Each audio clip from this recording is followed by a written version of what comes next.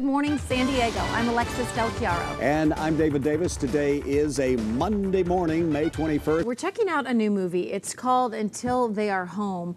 And there's a big red carpet event that's going on for some Camp Pendleton Marines, but really a movie that's getting a lot of buzz. We'll talk to the filmmaker and a World War II vet as well. A new documentary film hopes to bring Marines home in time for Memorial Day, or at least sometime soon. Right. Until They Are Home chronicles the search for the remains of missing U.S. Marines killed in action during World War II. Joining us right now are filmmaker Stephen Barber and veteran Leon Cooper to tell us more about this. Good morning, Good gentlemen. morning. Thank you so much. This is a special battle. This was a battle in World War II, a particular battle that we're talking about. Unbelievable. Yeah, we lost 1,113 Marines back in 1943.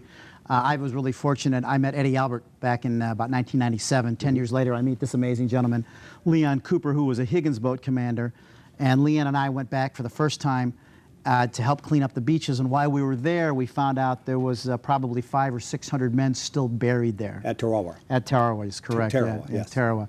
And Mr. Cooper and I did this amazing film, and Ed Harris narrated it. It got congressional legislation passed, and then I went back a second time with JPAC, which is the Joint POW MIA Command, and we came down to San Diego to say hi and let people know that Mr. Cooper is not the last World War II vet, but he's the last World War II vet in the fight. He's out fundraising, trying to raise more money for a slate of films, for about 5 more films. Leon, you're a young 92. I said 93. You said not there yet. I'm going on 93. You're going on 93. Tell us about your involvement in that particular battle. My job was to bring assault troops into Red Beach in Tarawa during the first morning of a 3-day battle when more than 6,000 guys were killed, including over 1,000 Marines.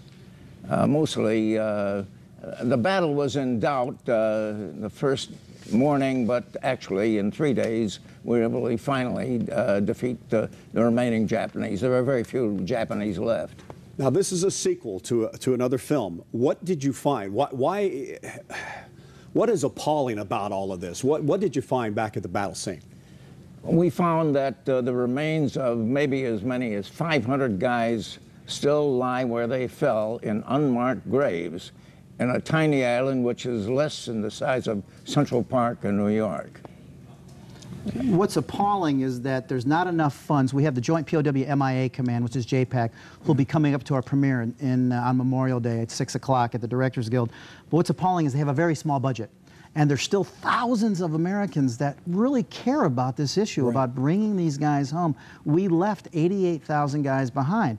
And there is JPAC, which is doing a lot, but they don't have a lot of money. So that's really the appalling part, is the funding to find these guys is not there. And we were talking during the break, or when Mike was doing his segment, it's not about the dead here. It's about the living. It's about the relatives that are still here wanting their families home.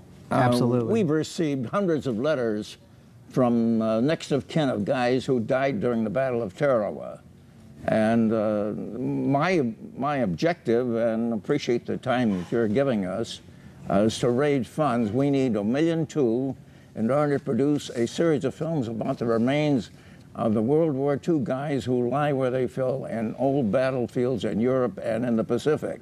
We have a non-profit corporation set up, approved by IRS to receive charitable donations that will enable us to produce these films. Viewers should write to Leon Cooper at Verizon.net in order to get more information about how to send funds that will enable us to produce this worthy effort. Leon Cooper at Verizon.net. All right, tell us real quickly, Clint Black's and Kelsey Grammer's role. Unbelievable. Kelsey Grammer came on board as narrating it pro bono. We've got support from Larry King, Sean Patrick Flannery, John Savage, Pierce Brosnan. I mean, just to name a few. We just got back from Chicago where Kelsey came on board, gave us 2 hours worth of narration, all pro bono. We're not making any money here. We never did this to make money. We did this to tell the story, and we're just very excited. We'd like to invite everybody up. We've got a couple hundred seats left at the Directors Guild. When you say everybody, you mean military? Well, military and people that care. Maybe families. Right. We'll feed you. We'll give you something to drink. But more than that, you'll be part of a wonderful, wonderful, probably the best Memorial Day story in the city of Los Angeles. And where's it being held? It's going to be at the Directors Guild. It's about 7200 block of Sunset Boulevard. Okay. And you can reach me if you go to untiltheyarehome.com. My email is there as an RSVP page. And we're just real excited about getting this story out there because we want to go back and bring back. The reason we want to do it through film is because film has been so powerful that we ended up getting congressional legislation passed that we know that if we make a couple more films that we're going to raise more money. It's really all about that. All right. Leon Cooper, thank you so much for your service. And gentlemen, thank you for the cause. Thank we you, appreciate sir. it. All right. Thanks, David.